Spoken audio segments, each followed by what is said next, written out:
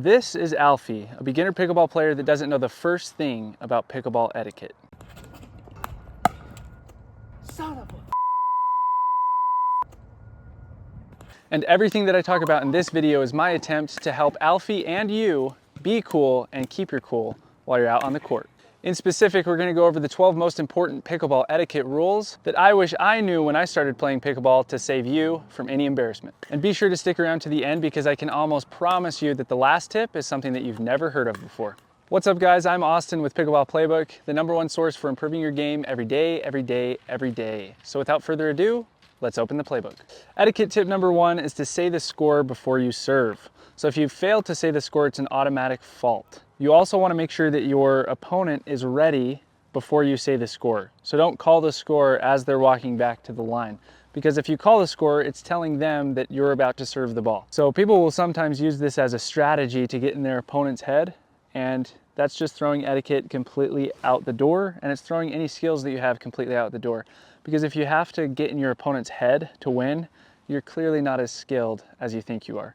So how can we know that our opponents are ready to return the ball? There are 3 things. They're facing the net, they're behind the baseline, and they're still. Not meaning necessarily that their feet are still, but they've found their position. So if you've ticked those 3 boxes, go ahead and say the score and feel free to serve the ball. Tip #2 is to not talk during the point. So what is acceptable is saying things to your partner, such as out, or your ball, or yours, or come back, get back. Anything that's partner communication is totally acceptable, but if you start saying things to your opponent like, you're gonna miss that, or yelling right as they're about to hit the ball, that's an automatic fault and you lose the point. So feel free to talk to your partner during any point at any given time and communicate with them, but do not communicate with your opponents at any time unless you want to lose the point and you want them to very strongly dislike you. There's a common saying in tennis when players are joking around, they say, when in doubt, call it out. So obviously you don't actually do that in tennis, and it's the same with pickleball. When you're in doubt, call it in. Give the benefit of the doubt to your opponents, and don't expect the same in return. Because if everybody was good, then it wouldn't be difficult to be good, and it wouldn't feel as good to be good. So just be a good person, give your partner, give your opponents the benefit of the doubt, and download the Swing Vision app. With this app, it sounds like a futuristic technology. I've been using it for the last 2 weeks. You can literally challenge out calls with it and see where the ball landed. It also gives you a game analysis after you've played of how fast your balls are going, how much spin you're hitting with. It blows me away that it even exists. So if that's something that interests you, I'll make sure to link it in the description. You guys can check it out. Download the app. You absolutely have to try this app. I cannot believe it's real. And then you don't have any problems with line calls anymore. You'll hear this all the time in pickleball where players will shout ball on in the middle of someone's point, even when the ball is at the back fence and doesn't disturb their point at all. But it's just a habit for them, so they shout ball on, or they're new to pickleball, ball on, I've heard this before, so I just say it, and it ends up ruining the next court's point.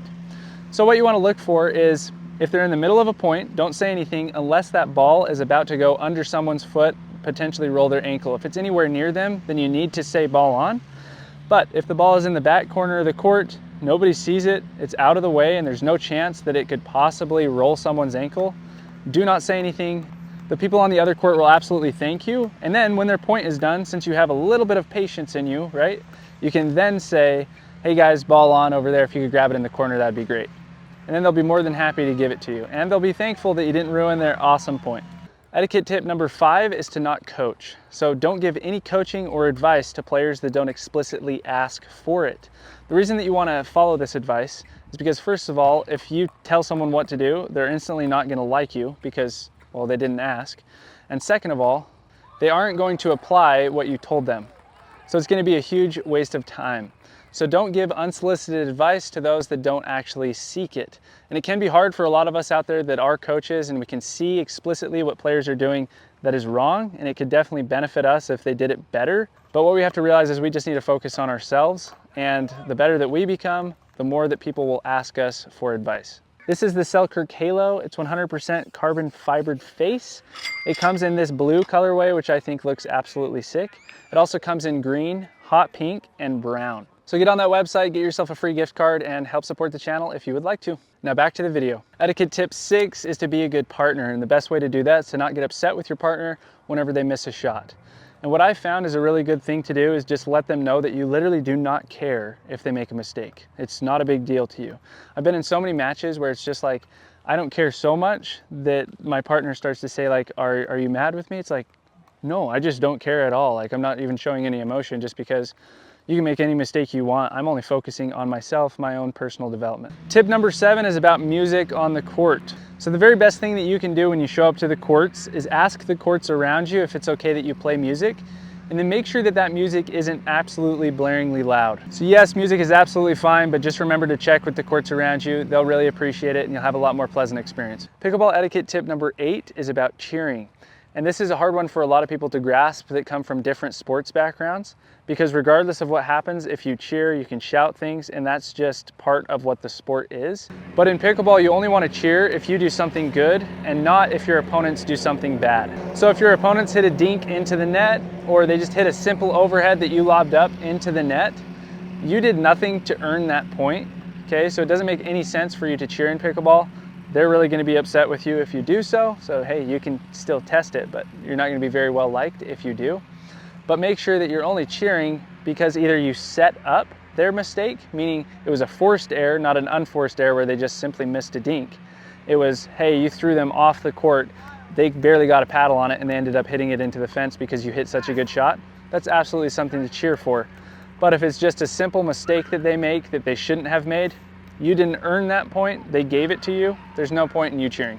Pickleball etiquette tip number 9 is to be friendly. So if you get to a tournament or to a rec game and you don't know who's on the other side of the net, go introduce yourselves, okay? It's not that serious of a game. Yes, pickleball is supposed to be competitive, but it's also supposed to be fun, and you have to remember that literally anybody can play pickleball. It has a very low barrier to entry, so just don't take yourself so seriously. Maybe you're not as good as you think. Just go say hello to them. It'll mean a lot to them, and who knows, maybe they'll end up being a really, really good player and you'll want to partner with them later. Etiquette tip number 10 is to hit to the better player. This is going to benefit you in 2 ways. First, you're going to get better as a result, and also that better player is going to want to play with you again. Tip number 11 is to apologize for the unintentional. So if you accidentally hit your opponent with the ball, or the ball dribbles over the net by no intentions of your own, it just dribbles over and it's an automatic winner, then you need to apologize to your opponent just to show a little bit of courtesy. So use your best judgment on that one, and just remember you can't control what you can't control. You'll see all the time where players will get so upset just because the ball dribbles over the net. But it's very easy for me to just move on to the next point, because what goes around comes around. It might happen again, and also it's not like they intentionally tried to do it. Either way, the point's automatically over. It's time to move on to the next one. Okay, you've made it to tip number 12. This is the last one. This is the one that you probably have never heard of, but it's rolling the ball under the net to give it to your opponents. And I remember when I first started playing pickleball, my opponents did this to me, and I was very caught off guard, like, hey, they're being total jerks by rolling the ball under the net to me.